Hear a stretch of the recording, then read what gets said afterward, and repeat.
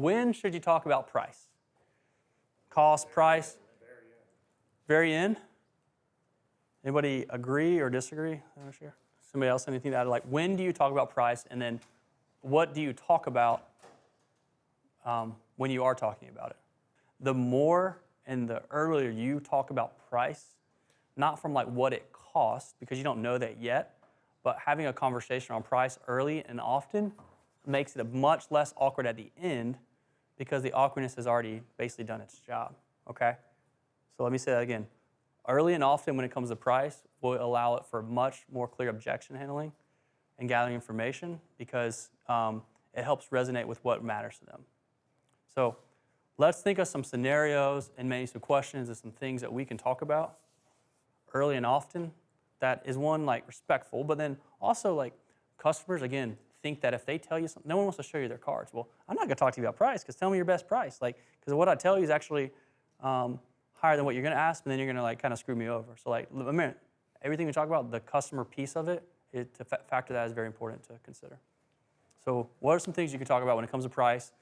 Let's say during the walk around. Like, how do you get people talking about price? How do you create value while talking about price? Because your price determines your value. Chances are when you're talking about price, they already have a price in mind. Would anybody disagree with that? They have a price in mind, right? Or you're the second or third quote, and they already have somewhere to anchor themselves, good or bad, right? So the more you're talking about price, the more information they'll get. And honestly, the more honest people will be with you about your price. You have to be very, very confident and very clear when it comes to price, like to your homeowners, like, that you're very confident about it. If you feel like you're going in as the highest, like, it's going to really deteriorate your emotions and your attitude, because like, oh, of course I can't sell it.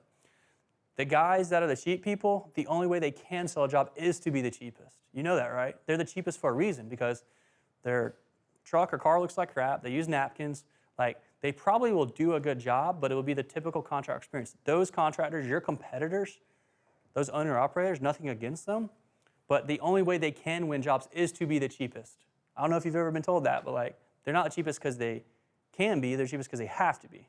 So like, you're competing against somebody that's in a have-to position when it comes to price, which gives you extreme competitive advantage because you get to present value, not price. Just so you guys know, again, I'll say that. Your competitors have to be the cheapest because that's the only way they could like win a job against you. It's not because they're better. So go ahead and like soak that in. Like, when you hear a low price, it's like, they don't have a choice. They just suck. You know, they're not Madewell, right? They're not you guys.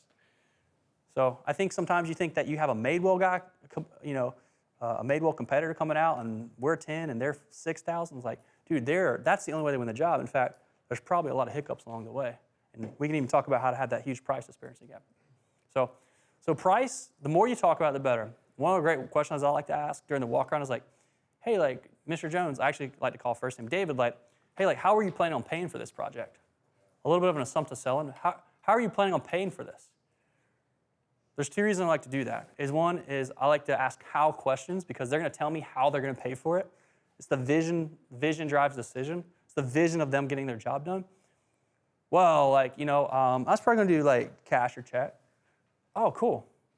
You know, we love cash or checks. By the way, when I give you the price here at the end, kind of establish that you're going to come back to price at the end. When I give you the price at the end, I'm not only going to tell you what it's going to cost for a turnkey project, but I'm actually going to be able to break this down to a monthly payment option in case you want to write, you know, in case you don't want to write a big check, you want to break it off into smaller increments. Oh, I didn't know about that, right? At the first time they're learning about Green Sky or monthly payment options is at the quote, it's very confusing. That adds to the confusion. Confusion creates doubt. They want to talk to you. They want to get you off their porch, out of their living room. Hey, David, like, how are you planning on paying for this? Alex, I'm writing a check, dude. Sweet. Checks are great, and I will be able to tell you what that price is going to cost at the end. But by the way, I'll be able to give you a monthly payment option. So instead of writing one large check, which is completely fine, you could write a much smaller check, and you could pay us off actually until April of next year. Give you guys a little bit of peace of mind over the next year. That paints a vision of like cost and price. When people start talking about a price very aggressively, what they're trying to do is they're trying to make you a little uncomfortable because they're uncomfortable. They want to talk about price. So the more you're talking about it, the better. One of my favorite questions to ask was like, hey, like, I'm looking for the cheapest. I'm looking for the cheapest vents. Like, just make sure you give me a good price. Like, they're going to try to bully you a little bit, or they'll talk about it. It's like, oh, sounds like you have a price in mind, David, right? Sounds like you put a lot of thought into how much this is going to cost. People love to share what they know about you already. Well, the last guy, so I already know about a last guy, right? And so they're put in a position to actually start talking about price. So fundamentally, as you guys start evaluating like how to get to this as being your main frustrating objection, it should not come as a shock to when customers talk about price until the time when they're actually going to be talking about it, okay? So talk about it early and often. It's uncomfortable for you, but it's not near as uncomfortable as it probably feels because you're going to know a whole lot more information. That's one of those evolutions of how you go about a walk around when somebody hints about price or it's kind of dead. Hey, how are you planning on paying for this? Have you guys budget for this and is this something that you guys have been planning to do for a while?